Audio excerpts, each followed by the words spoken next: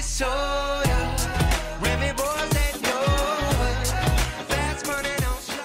안녕하세요. 시청자분 포마 파더를 잡기 위해서 방송을 하고 있는 킬러웨일입니다. 좀 오래전에 서울시가 S코인을 발행하겠다라는 기사를 제가 본 적이 있어요. 근데 이거에 대해서 제 생각을 좀 밝힐까 하고 있습니다.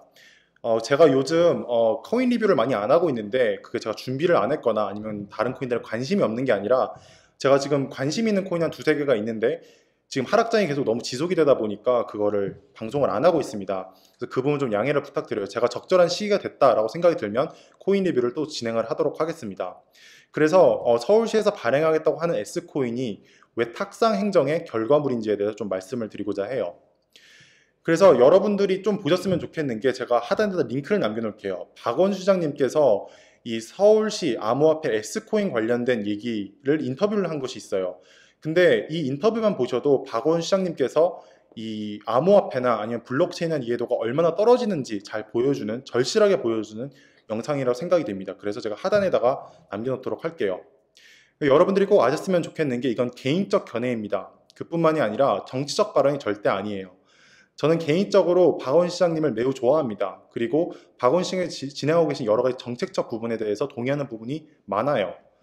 그뿐만이 아니라 좋은 취지도 이해를 해요. 그러니까 지금 소상공인들이 이 카드 수수료 때문에 많은 어려움을 겪고 있는 걸 알고 있습니다. 그렇기 때문에 이런 부분을 해결하기 위해서 서울페이라는 걸 만들고 그거의 일환으로 지금 암호화폐를 발행을 하겠다고 하고 있어요. 그러나 제 개인적인 생각으로는 서울 S코인은 탁상 행정의 결과물일 뿐입니다. 그뿐만이 아니라 한 분야의 전문가가 아닌 사람, 여기에서는 박원순 시장님을 지칭을 하는 거겠죠. 그러니까 암호화폐나 블록체인에 대한 이해도가 없는 사람의 목소리가 커지고 그 사람이 서비스를 기획을 했을 때 폐해를 잘 보여준다고 저는 생각을 하고 있습니다. 그래서 박원순 시장님은 정책 전문가입니다. 블록체인 서비스 전문가가 아닙니다. 그렇기 때문에 서울시가 발행할 아니면 발행할 계획이 있는 S코인이 왜 실패할 가능성이 높은지에 대해서 설명을 드리고자 합니다. 이는 크게 네 가지 단계를 통해 설명을 드릴게요. 첫 번째로 S코인에 대해서 정말로 간략하게 설명을 드리고, 두 번째로 블록체인이 주목받는 이유에 대해서 말씀드리고, 세 번째로 S코인이 실패할 가능성이 높은 이유에 대해서 심층적으로 말씀을 드리도록 하겠습니다. 그 다음에 결론을 말씀을 드릴게요. 그럼 먼저 S코인에 대해서 정말로 간략하게 설명을 드리도록 하겠습니다. 서울시가 모든 행정에 블록체인 적용이 가능하다고 생각을 해서 보시게 되면 에코마일리지, 청년수당, 복지포인트 등 다양한 곳에 지금 블록체인 기술을 적용을 하겠다라고 밝혔어요. 그것의 일환으로 S코인을 발행하겠다고 말을 했습니다. 근데 여러분들이 블록체인이 주목받는 이유에 대해서 이해하시기 전에 블록체인이 가지고 있는 엄연한 한계에 대해서 여러분들이 이해를 하셔야 됩니다. 블록체인은 모든 분야에 적용될 수도 적용될 필요도 없는 기술입니다. 이게 왜 그러냐면 블록체인은 매우 비효율적이고 비싼 유지비가 드는 데이터 저장 방식이라고 생각을 하시면 돼요. 엄청나게 비효율적입니다. 그럼에도 불구하고 블록체인이 주목받는 이유는 크게 세 가지 이유가 있어요. 첫 번째로 데이터베이스, 그러니까 서버를 분산형으로 운영이 가능해요. 두 번째로 투명성이 보장이 되고, 세 번째로 해킹이 어렵습니다. 그런데 이 관점에서 봤을 때 과연 이러한 서비스들의 블록체인을 적용하는 것이 옳냐, 적용할 필요가 있느냐에 대해서 여러분들이 좀 고민하실 필요가 있습니다. 그게 왜 그러냐면 정부에서 진행한 여러 사업인데 그게 분산형 서버에서 운영이 되는 게 말이 될까요? 그리고 두 번째로 블록체인은 투명성을 보장해 주기는 해요. 여러분들이 고민하셔야 될 부분은 뭐냐면 서울시에서 운영하는 이러한 시스템들은 여러 가지 제도적 장치로 지금 투명성이 보장이 돼 있어요. 예를 들어서 국회 청문회나 다양한 제도적인 방식으로, 제도적 시스템으로 투명성이 보장이 된 상태입니다. 그렇기 때문에 과연 블록체인을 적용할 필요가 있는가에 대해서 여러분들이 고민하실 필요가 있습니다. 세 번째로 블록체인 해킹이 어렵다고 말씀을 드렸는데 이거는 되게 부분적인 거예요. 그러니까 어설프게 블록체인을 만들게 되면 해킹이 되게 쉽습니다. 생각보다 되게 쉬워요. 그러니까 해킹이 어렵다고 말씀드렸던 부분은 정말로 프로그래밍을 잘하는 사람들이, 블록체인 이해도가 높은 사람이 서비스를 만들었을 때 해킹이 어려운 거지, 어설프게 만들었으면 다른 소프트웨어와 별로 다르지가 않습니다. 그래서 이 세 가지 관점에서 봤을 때 과연 이러한 서비스들의 블록체인을 적용하는 것이 옳은가 아니면 필요한가에 대해서 여러분들이 고민하실 필요가 있습니다. 제 개인적인 생각으로는 전혀 필요 없다고 생각이 듭니다.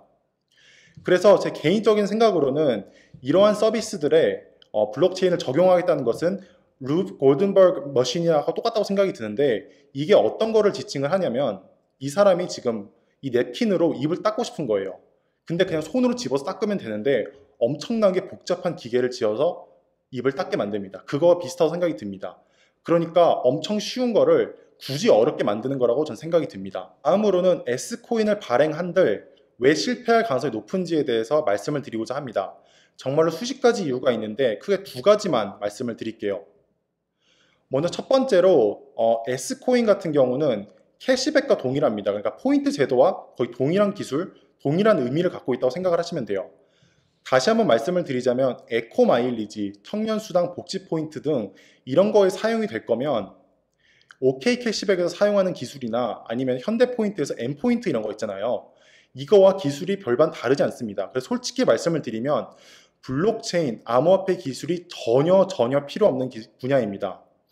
그러니까 이런 입장에서 봤을 때, 그러니까 사용자 입장에서 봤을 때 굳이 S코인을 사용할 이유가 전혀 없다고 저는 판단을 하고 있어요. 두 번째로 S코인이 실패할 가능성이 높은 이유는 뭐냐면 유저 수를 확보하지 못할 거라고 저는 생각을 하고 있어요.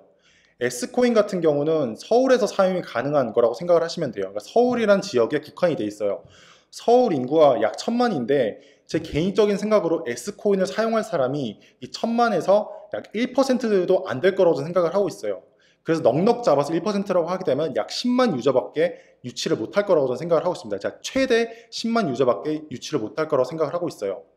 여러분들이 이해하셔야 될 부분은 뭐냐면 카카오택시나 카카오뱅크가 성공한 게 왜 성공한 거냐면 이 사람들이 뭔가 새로운 기술력을 바탕으로 제품을 만든 것이 아니라 카카오라는 엄청난 메신저, 그러니까 유저 수가 엄청나게 많은 이 확보가 돼 있는 곳에서 일부를 데리고 와서 성공을 한 거고, 카카오뱅크도 동일합니다. 카카오라는 엄청나게 큰 유저 수를 확보하고 있는 풀에서 일부를 갖고 왔기 때문에 성공합니다.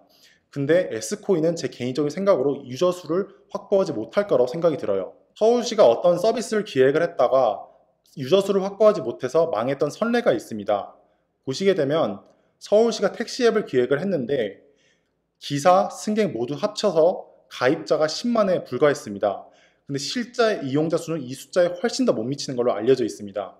그리고 20억을 날리고 이 서비스가 끝난 걸로 저는 알고 있어요. 개인적인 생각으로 서울페이 그리고 그것의 일환인 S코인 같은 경우는 이 서울 택시 앱과 비슷한 결말을 맞을 거라고 생각을 하고 있습니다. 그럼 결론에 대해서 말씀을 드리고자 합니다.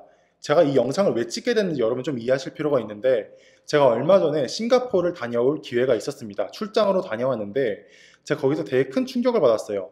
싱가포르 같은 경우 지금 암호화폐, 블록체인 관련된 산업들이 지금 싱가포르로 다 모여들고 있어요. 그게 왜 그러냐면 첫 번째로 법과 규제가 명확합니다. 그러니까 어디까지가 합법이고 어디까지가 불법인지 되게 명확해요.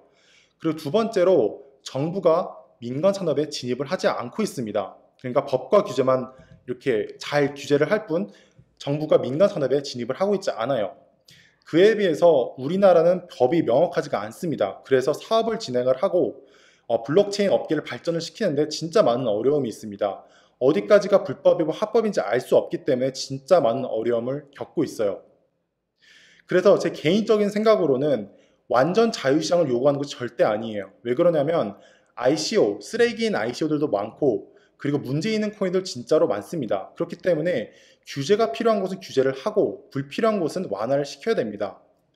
그런데 정부가 애매하게 민간 산업에 진입을 하게 되면 더 큰 피해가 발생이 될 거라고 저는 생각을 하고 있어요. 그의 대표적인 예시로 S코인을 드는 겁니다. 그뿐만이 아니라 한 분야의 전문가가 아닌 사람, 여기에서는 박원순 시장님을 지칭을 하는 거예요. 그 사람의 목소리가 커지고 그 사람이 서비스를 기획을 했을 때 어떤 폐해가 발생이 되는지, 그러니까 블록체인에 대한 이해도, 암호화폐에 대한 이해도가 전무한 사람이 서비스를 기획을 했을 때 어떤 폐해가 발생이 되는지 잘 보여주는 예시라고 생각을 하고 있습니다.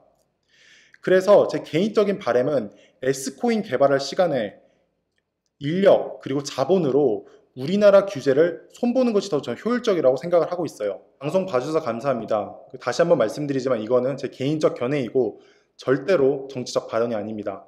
그러면 방송 봐주셔서 감사합니다. And I got this soda.